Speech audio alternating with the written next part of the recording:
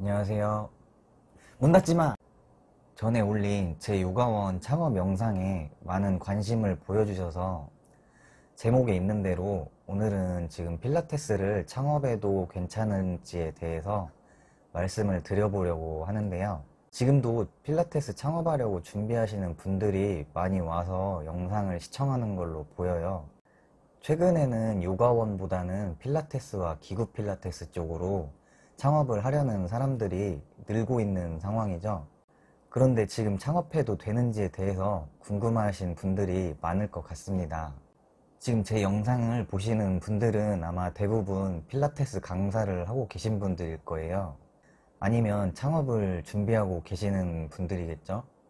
창업에 대해서 말씀드리기에 앞서서 먼저 그동안 필라테스 학원이 생겨온 과정을 살펴볼게요. 필라테스가 우리나라에서 막 뜨던 시기가 2015년쯤부터예요. 이때 이후로 우리나라 창업시장의 전형적인 특징이죠. 돈이 좀 된다고 하니까 너도 나도 필라테스 시장에 뛰어들게 됩니다. 이때만 해도 학원은 계속 생겨나는데 강사가 부족해서 학원 수강생들한테 강사하면 돈 많이 벌 수 있으니까 해보라고 그렇게 많이 얘기를 하고 다녔어요. 기회를 잘 살려가지고 이때 강사 활동을 시작하신 분들은 지금은 그래도 어느 정도 안정적으로 강사 생활을 하고 계실 거예요. 그러면서 필라테스 학원이 2016년 넘어와서부터 주요 도시에 들어갈 수 있는 동네 상권에 2개, 3개씩 계속 생겨나게 됩니다. 이때 이미 들어갈 만한 상권에는 대부분 진출했었기 때문에 더 이상 창업하는 사람이 늘어나게 되면 서로 나눠 먹는 구조로밖에 흘러갈 수가 없었어요. 그런데 이때쯤부터 필라테스 시장에 다시 변화가 생기기 시작해요.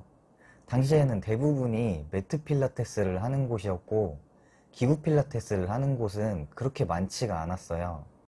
그러면서 수도권에서부터 기구 필라테스만 전문적으로 하는 대형 매장들이 생겨나기 시작했어요. 기구 필라테스는 기구 자체가 비싸다 보니까 레슨 비용이 비쌀 수밖에 없었는데 가격을 낮추기가 어렵다 보니까 보급이 많이 되지 않았었어요. 하지만 여러 명이 동시에 수업을 받을 수 있도록 대형 헬스장처럼 규모를 키워서 비싼 비용을 낼 수밖에 없었던 기구 필라테스를 훨씬 저렴한 비용으로 할 수 있게 대중화하는 데 성공하게 됩니다. 이렇게 갑자기 기구 필라테스가 뜨다 보니까 기존의 요가나 필라테스 강사 자격증을 가지고 있는 강사분들은 또 돈을 들여서 자격증을 취득하는 상황이 오기도 했어요. 필라테스 강사분들은 자격증 따는데 비용이 많이 드는 건 알고 계시죠? 이렇게 해서 기구 필라테스가 정점을 찍은 게 2017년부터 2018년까지예요.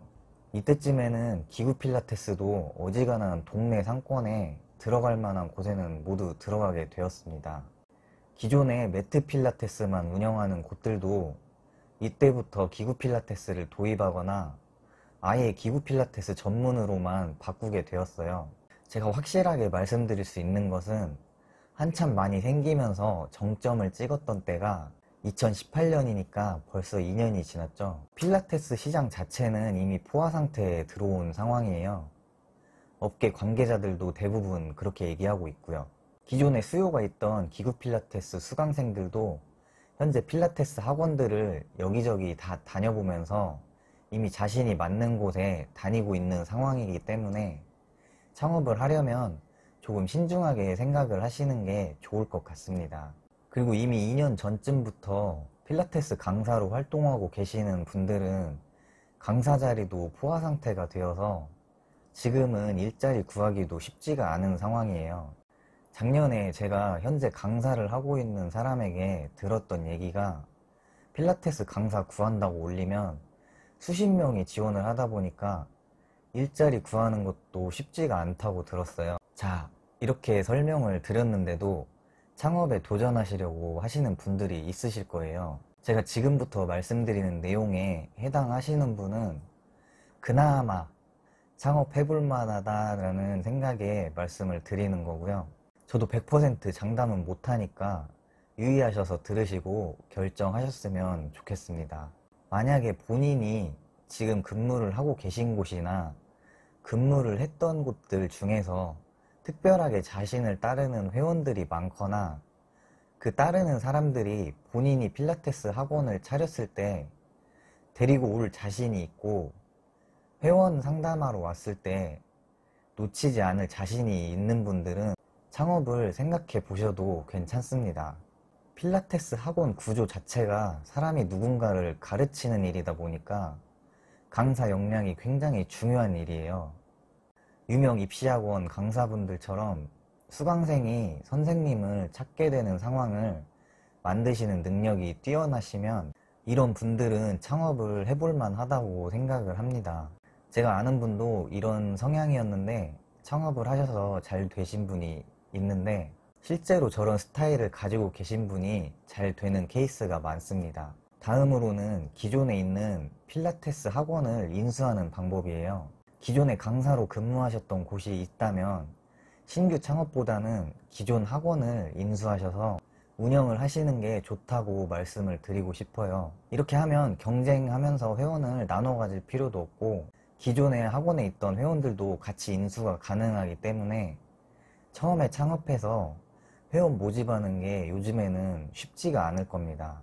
이미 필라테스를 다니고 계신 분들은 꾸준히 다니고 있는 상황이기 때문에 신규로 유입시키기가 쉬운 상황이 아니에요. 또 이놈의 코로나 얘기를 안 꺼낼 수가 없는데 코로나 때문에 오프라인 업체들 전체가 직격탄을 맞은 상황이라 어떤 분야든 오프라인에서 하는 업종이 예전보다 안 됐으면 안 됐지 잘 되는 경우는 없습니다. 최근에는 온라인이나 유튜브로 필라테스 등을 강의하시는 분들도 많은데 오프라인에 큰 돈을 투자해서 하시는 것보다는 조금 시야를 넓게 보셔서 이런 쪽으로도 관심을 가져보는 게 좋을 것 같습니다. 그리고 이건 제가 필라테스 창업에 대해서 말씀드리다가 여기저기 자료를 찾다가 발견하게 된 건데 위탁 운영을 해주는 업체들이 있는 걸 봤어요. 돈을 투자하면 자신들이 위탁 운영을 해주고 매달 돈을 주겠다는 식인데 이건 절대 하지 말라고 말씀을 드리고 싶습니다. 위탁 운영 같은 건 초반에 장사가 잘 될지는 몰라도 앞에 말씀드린 대로 강사의 능력이 굉장히 중요한 일이에요. 이런 업체들은 보통 오픈하면 팀으로 사람을 데리고 다니는데 매출이 잘 나온다 싶거나 다른 곳에 신규로 창업이 이루어지면 해당 학원에 있는 인력들은 다른 데로 다 빼갑니다. 이건 신규 강사가 더 잘하는 사람이 와도 기존에 다니고 있던 회원들의 불만이 많아요. 기존의 선생님한테 적응을 해서 잘 배우고 있던 회원들이 다른 데로 빠질 확률이 높습니다. 이건 실제로 이런 방식으로 위탁을 맡겨서 지인이 운영하던 곳이 이렇게 되는 걸 봤습니다. 그래서 이런 위탁 운영 같은 건 절대 당하지 않기를 꼭 주의하시기 바라고요. 보다 보면 너무 무모하게 도전을 하시는 분들도 계신데 적은 자금이 들어가는 게 아닌 만큼 신중하게 생각하고 창업하시기를 추천드리겠습니다. 제가 오늘 준비한 내용은 여기까지고요.